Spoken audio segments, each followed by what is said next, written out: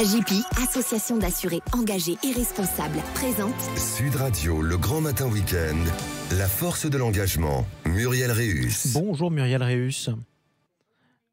Aujourd'hui, Muriel Réus, on parle de l'engagement pour les oubliés de la République. Oui, on parle d'un sujet un peu grave ce matin, les oubliés de la République. Alors en France, l'aide sociale à l'enfance, plus communément appelée ASE, c'est l'ancienne DAS, a pour mission de protéger et de faire grandir en toute sécurité les 340 000 mineurs qui font l'objet d'une mesure de protection judiciaire ou administrative. Pourquoi ? Parce qu'ils n'ont pas de famille, parce qu'ils sont des pupilles de l'État, où ils ne peuvent plus être en charge par des parents décédés, défaillants ou maltraitants. La moitié de ces enfants sont placés par l'ASE en famille d'accueil, en foyer ou en accueil de jour. Dans ces structures, ces enfants doivent être suivis par des professionnels de la santé, des travailleurs sociaux et des psychologues jusqu'à leur majorité. L'État consacre, écoutez bien, 9 milliards d'euros pour la protection de ces enfants. Cette somme considérable est gérée par les départements qui en ont la responsabilité financière. Alors jusque-là, tout va bien. Pourtant, depuis de nombreuses années et encore très récemment, des signalements et des enquêtes journalistiques révèlent le pire et montrent les défaillances de tout un système. Des mineurs vivant dans des foyers délabrés, souvent laissés à eux-mêmes, ne se levant pas pour aller à l'école, fuguant sans que personne ne s'en émeuve, des enfants bourrés de neuroleptiques pour les calmer, des jeunes adolescents se livrant à la prostitution hors des murs de l'établissement qui en ont la charge, des jeunes agressés sexuellement ou violés par ceux qui aussi en ont la charge et qui sont largement rétribués pour cela. Et puis des éducateurs impuissants, dépassés, parfois violents. Et des contrôles, malheureusement, quasi inexistants. Alors les chiffres, on a du mal à les obtenir. C'est assez compliqué. Et quand on les obtient, ils défient la raison. 16% des enfants placés ne sont plus scolarisés dès 16 ans. 70% d'entre eux quittent les foyers et les familles d'accueil sans aucun diplôme. 36% des moins de 25 ans se retrouvent à la rue. Une fille sur 3 après sa sortie se prostituerait et un SDF sur 4 est un ancien enfant placé. Parcours de vie chaotique, comportement violent, conduite à risque, troubles physiques et psychiques. Comment cela est-il possible en France aujourd'hui au regard des sommes consacrées par l'État à leur hébergement, leur encadrement, leur suivi ? Et là, on arrive au point central du questionnement. La responsabilité des pouvoirs publics, la responsabilité des départements qui gèrent les foyers et les ressources financières considérables que l'État leur attribue, l'opacité sur les contrôles et sur l'interdiction totale depuis la loi du 7 février de loger ces enfants dans des hôtels. Nous devons questionner cette notion d'enfant en danger dans son milieu familial et de placement parfois abusif, disproportionné si l'on en croit certaines sources. Enfin, à quand la création d'une autorité de contrôle administrative indépendante, nationale, sur la situation des enfants placés ? L'enfance, c'est bref, il faut la respecter. L'État est le gardien des enfants placés. La voix de l'enfant doit être respectée et entendue. Il faut mettre fin au huis clos qui entoure la protection de l'enfance. Et on lève ce huis clos justement avec votre invité Muriel Réus. On accueille avec plaisir sur Sud Radio Antoine Marvier. Bonjour à vous, vous êtes président des Ombres. Merci de m'accueillir. Bonjour Antoine. Alors les Ombres, pourquoi les Ombres ? Pourquoi ce nom ? Alors nous, les Ombres, on a deux missions principales. On accompagne donc les jeunes de l'ASE entre 14 et 21 ans. D'une part, une mission de plaidoyer pour porter la parole des fameux oubliés de la République. Et d'autre part, pour les accompagner dans leur insertion académique et professionnelle et pour lutter contre la fracture numérique dont ils sont victimes. Et pourquoi les Ombres ? Pour deux raisons extrêmement simples. D'une part, c'est eux qui doivent prendre la lumière et pas nous qui les accompagnons. D'autre part, parce que l'expression connue « suivre comme son ombre », on les accompagne autant que possible sur tous les sujets. Alors Antoine, bonne réponse. Vous avez 25 ans. Vos auditeurs ne vous voient pas, mais vous êtes extrêmement jeune. Vous avez, après des études supérieures sérieuses, diplôme d'ingénieur, diplôme de commerce, donc double diplôme, vous avez une expertise en orientation scolaire et vous avez décidé il y a un an de créer, avec votre frère et deux amis, cette association. Pourquoi avez-vous décidé de créer les Ombres ? Alors, à l'origine, moi, lorsque j'étais encore en école d'ingénieur, j'avais monté une entreprise dans le domaine de l'orientation scolaire où j'aidais les jeunes à remplir leur dossier, que ce soit pour quand ils étaient à l'étranger ou sur Parcoursup. Il se trouve qu'il y a 2 ans, j'ai monté cette entreprise avec mon meilleur ami qui est décédé d'un accident très jeune. Le Covid et le confinement ont rapidement suivi derrière. Et ça m'a fait du coup mettre le projet en parenthèse, mais réaliser une chose. Ce que je veux dire, c'est une évidence, mais j'ai réalisé qu'on pouvait mourir du jour au lendemain à tout âge, et donc que les engagements qu'on a tendance à mettre de côté, qui sont des engagements que j'appelle des engagements d'idées, des engagements de principe, on peut les faire sur le terrain sans plus de difficultés que ça. Deuxième élément, c'est que j'avais une expertise dans un domaine, l'orientation scolaire dans un premier temps, et que j'ai voulu la mettre au service des personnes qui ont à mes yeux le plus besoin. De facto les jeunes de l'ASE. Et donc j'en ai parlé à mon grand frère Gabriel et un ami du collège, c'est aussi une histoire d'amitié, Louis. D'accord. Alors, on en a parlé tout à l'heure, hein, les chiffres sont alarmants. Hein. 28% des jeunes sortent de l'ASE, sont chômeurs et inactifs, 30% sont dans la rue. Ils représentent quoi, ces enfants, pour vous ? Pour moi, c'est l'essentiel. Il faut savoir, comme vous l'avez souligné, ils ont vécu des parcours plus que difficiles. On parle de violences sexuelles, d'extrême précarité, et j'en passe. Beaucoup arrivent en foyer et vont être de nouveau livrés à eux-mêmes, avec, comme vous le soulignez, des cas parfois de délinquance, de prostitution. Et pour nous, c'est très simple. Une société, de manière générale, qui ne prend pas soin de ses enfants, c'est une société qui est malade. Et l'ASE, c'est vraiment l'innocence qu'on assassine et c'est l'avenir qu'on insulte. Parce que c'est quand même, comme vous l'avez souligné, plus de 340 000 jeunes qui sont confiés actuellement au service de l'État. Et je me permettrai juste de citer l'abbé Pierre, parce que les enfants, ils sont placés à l'État, mais ils sont placés sur notre responsabilité à nous en tant que citoyens. Et je me rappelle l'appel de 54, il me semble, où il dit « Cette femme est morte de froid dans la rue, tenant dans sa main le papier de son expulsion ». Et c'est la même chose. Nous, on lutte contre l'indifférence et pour redonner de l'espoir à ces jeunes, parce que c'est des jeunes qui n'ont pour beaucoup plus d'espoir et plus confiance en l'État et donc en nous. C'est une défaillance de l'État pour vous ? Il y a des défaillances de l'État. Il faut souligner quand même que c'est un sujet extrêmement complexe, indéniablement, avec beaucoup d'intervenants et beaucoup d'acteurs. Il y a des défaillances de l'État indéniables que vous avez soulignées.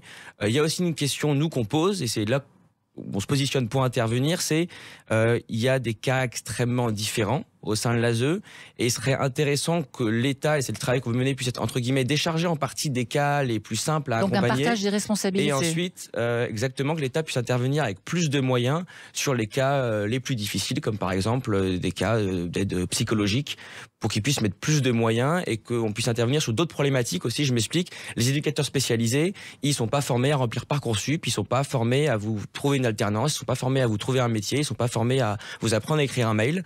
C'est comme ça. Donc pour moi, il doit y avoir un partage des responsabilités, bien qu'indéniablement, il y a des défaillances de l'État aujourd'hui que vous avez souligné. Alors ces enfants, ils ont évidemment, ils font pas d'études, hein, donc on vient de le voir, ils sont pour la plupart pas scolarisés, on ne parle même pas du numérique.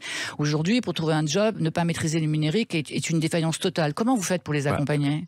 Alors, on a beaucoup de partenaires d'entreprises qui viennent les former. On a aussi la chance d'avoir sur nos plus de 150 bénévoles une bonne partie qui sont assez jeunes et du coup qui sont naturellement familiers avec les outils numériques. Mais je voulais vous donner un exemple parce que c'est vraiment important de le dire que sur le numérique, on travaille pas aujourd'hui. On prend un exemple d'un gamin qui a eu de la chance, qui vient des beaux quartiers, qui veut faire un stage d'été ou partir en vacances, et d'un gamin de l'ASE qui a besoin de cet argent, qui a besoin de cette formation, qui a aussi besoin d'un stage d'été. Aujourd'hui, dans les grandes surfaces, en général, le test il est simple. On vous met une journée à la caisse, on voit comment vous vous exprimez avec les clients, comment vous gérez la tablette et tout le temps qui va avec. Vous vous doutez bien qui a le poste à la fin, vous vous doutez bien qu'il y en a le plus besoin. Oui. Donc c'est pour ça que c'est absolument essentiel. Et l'une des problématiques sur lesquelles on lutte aussi, c'est donner accès à du matériel informatique, aussi à des connexions Internet de qualité au sein des centres. Parce que si on n'a pas le matériel et pas la connexion, on peut pas apprendre. Et leur apporter des codes aussi. Absolument. Alors, c'est une question sur l'éducation de manière générale. On dit souvent l'éducation, c'est deux choses. C'est beaucoup de travail et puis parfois un peu de chance, un peu d'intelligence. Pour moi, l'éducation, c'est en grande partie des codes, du réseau. Et il y a une énorme injustice sociale par rapport à quelqu'un qui a les codes et qui sait raconter une histoire et par rapport à quelqu'un qui les a pas et qui sait pas la raconter. Et n'oublions jamais que le premier réseau dans notre scolarité comme dans le monde professionnel, c'est nos parents, nos proches qui nous l'ont donné. Ces jeunes, ils les ont pas.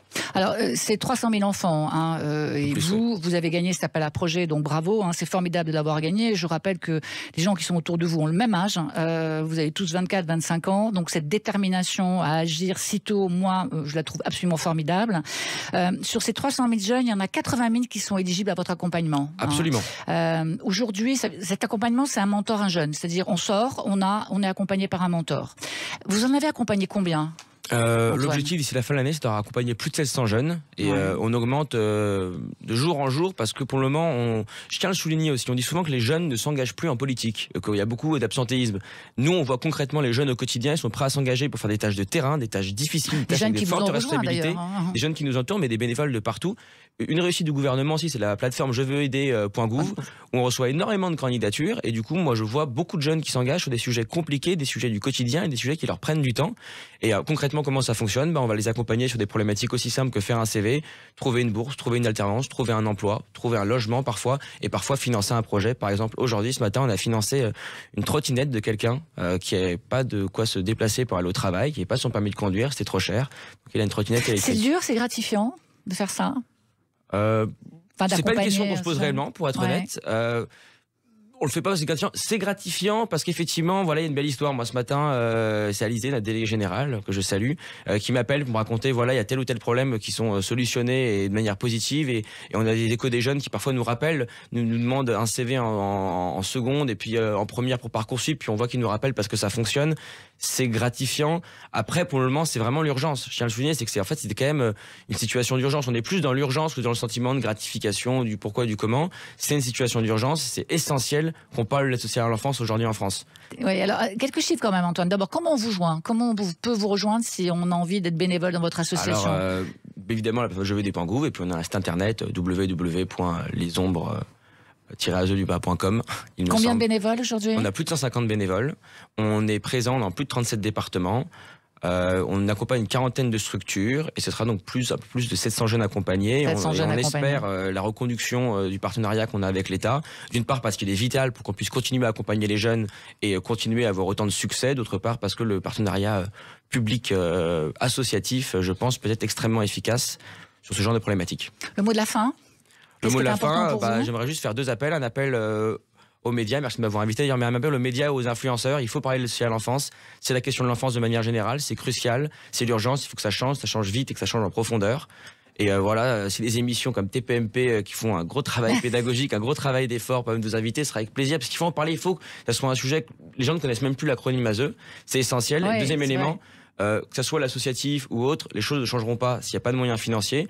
Donc on invite typiquement même les entreprises, en plus des bénévoles qui s'engagent bénévolement, à nous offrir des matériels informatiques ou des moyens financiers parce que faut pas être naïf, il n'y a pas de magie même dans l'associatif. Sans moyens financiers, les choses ne changeront pas.